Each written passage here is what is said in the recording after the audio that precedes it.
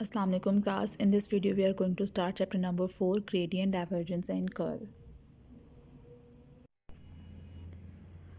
Basically, gradient, divergence, and curl are the different names of some operators that we perform or some operations that we perform, like the dot product and cross product. Similarly, the gradient, divergence, and curl are applied on some vector field or some scalar field. So we are going to discuss about these operators in detail. But before discussing about these one, we'd want to discuss about, or we have to discuss about the basic operator, which is the differential operator, which is also named as nebula or del operator. It is represented by this symbol and it is equal to partial by partial x I cap, partial by partial y j cap, plus partial by partial z k cap. So these are I, j and k are representing that this one is a vector quantity, and it is just like a differential operator or the derivative, because this is going to be applied on some scalar field, or basically it could be applied on a vector field as well. It all depends on the type of operator we are going to perform or the operation we are going to perform. So the del operator or the vector differential operator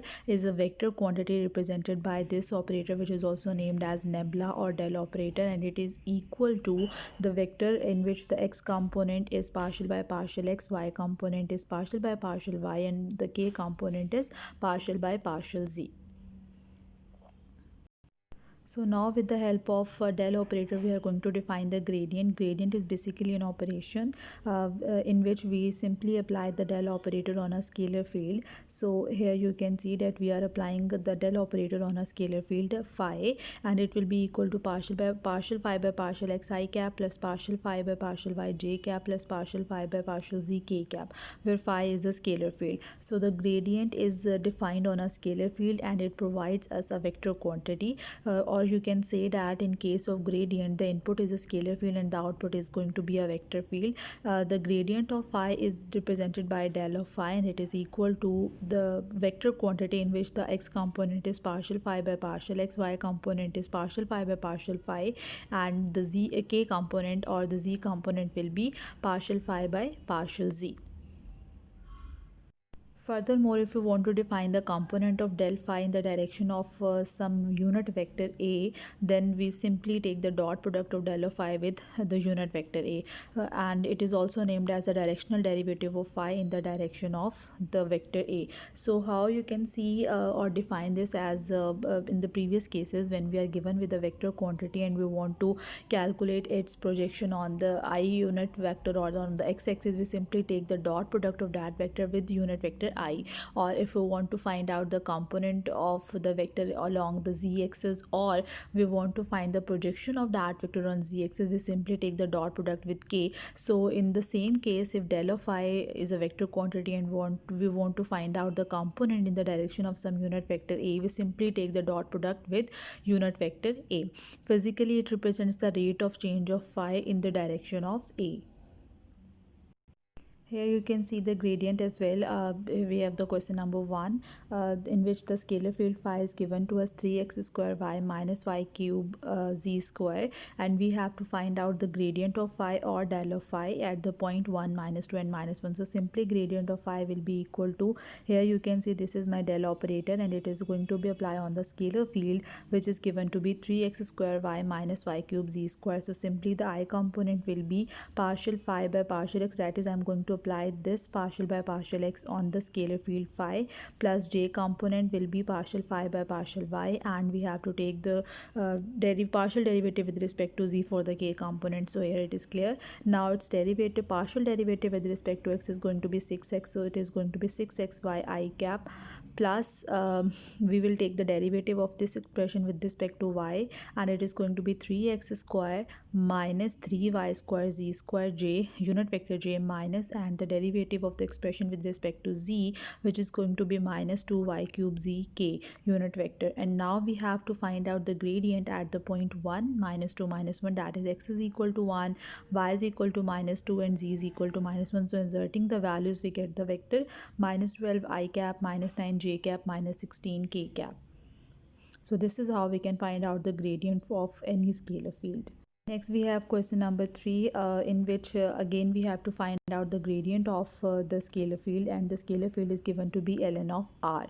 So here r is the normal position vector, which is xi cap plus yj cap plus zk cap. So obviously its magnitude is going to be square root of x square plus y square plus z square, and phi will be equal to ln of r, that is ln of this expression. And we know by the property of ln that we can apply put the power as a coefficient, so it is going to be 1 by 2 ln of x square plus y square plus z square.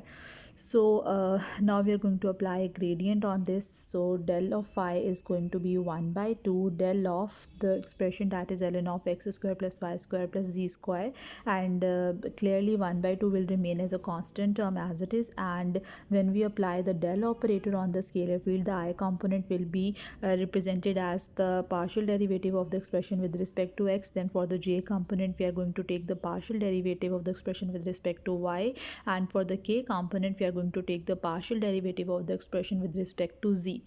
So here you can see the partial derivative is clearly for ln of x, as we know that the derivative of ln of x is 1 over x, and then we have to multiply the derivative of the base. So this is going to be 1 over x square plus y square plus z square into the derivative of the term, which is 2x, plus same 1 over x square plus y square plus z square, and the derivative of the base term with respect to y, which is 2y, and here is the derivative with respect to z. Now you can take 2 common, so this 2 and 2 will be cancelled out, and we are left with xi cap plus yj cap plus zk cap over x square plus y square plus z square, that is the vector r over r square.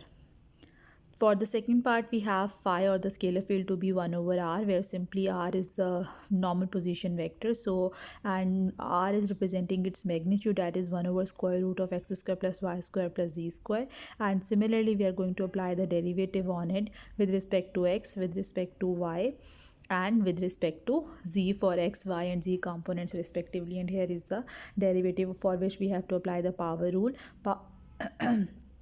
Power will appear in the coefficient, then whole power minus 1 by 2 minus 1 is going to be minus 3 by 2, and then we have to multiply the derivative of the base with respect to x, which is 2x, then 2y and 2z, and this is going to be minus r vector over r cube. So clearly you can see that the gradient is applied on a scalar field, and we are the resultant answer is going to be a vector field. So here we have question number 5, in which we have to show that the vector del phi is the vector perpendicular to the surface phi of x, y, z is equal to 0, where c is a constant. So let r be the position vector at any point P with coordinate x, y, and z on the surface, then clearly dr will be the vector which lie in the tangent plane to the surface, because we know that the first derivative always corresponds to the tangent to the point. So here you can see that this is the differential of r, so this will lie in the tangent plane. But d of phi, here you can see phi of x, y, z is equal to 0, and when we apply the differential on both sides, differential of a constant term is always 0, so we will have d of phi is equal to 0. So d of phi will be equal to partial phi by partial x dx plus partial phi by partial y dy plus partial phi by partial z dz, which is equal to 0. So it means that when I'm going to take the dot product of these two terms, that is partial phi by partial x I cap plus partial phi by partial y j cap plus partial phi by partial z k cap, and dx I cap dy j cap plus dz k cap dz k cap will be equal to 0. With the help of these two terms, I can write this expression. So this is representing del of phi, and this is representing dr, so their dot product is going to be 0.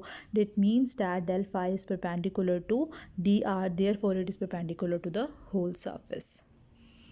So this is a well-defined result that gradient of phi is a vector which is perpendicular to the given surface.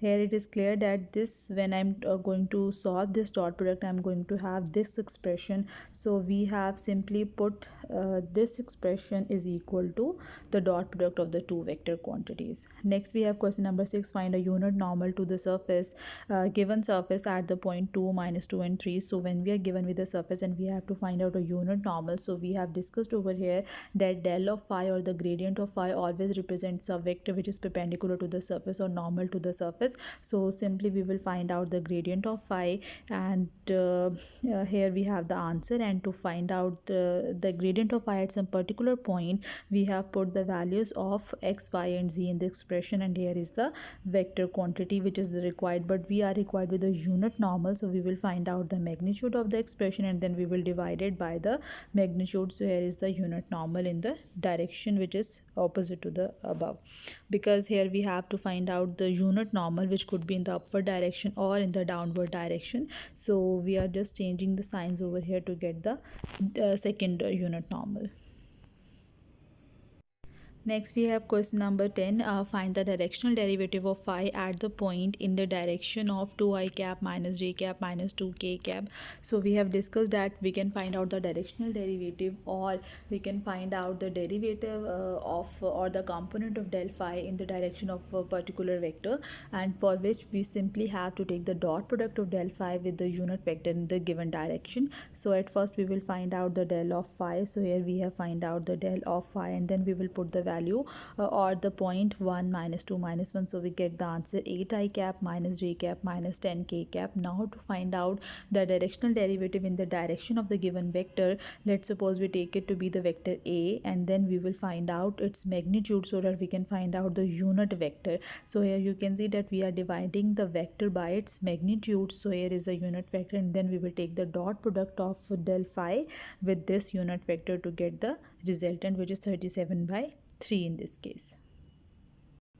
Next, in question number 12, we have to find out the angle between the two surfaces, and we are given with the two surfaces. So clearly the angle between the two surfaces at any point is equal to the angle between the normals to the surface at that point. So in this question we have to find out the angle between the two normals or the two vectors normal to the given surfaces. So at first we will find out del of phi 1 for this, which is the normal vector to the given surface, and then we will find out a normal to the second surface, which is again del of phi 2, and this is the required vector. So here we are given with the two vectors that are perpendicular to the given surfaces, and now we will find out the angle between these two vectors, for which we will go for the dot product. So del phi 1 dot del phi 2 is equal to the product of their magnitudes into cos of theta, where theta is the angle between the two vectors, which is basically the required angle.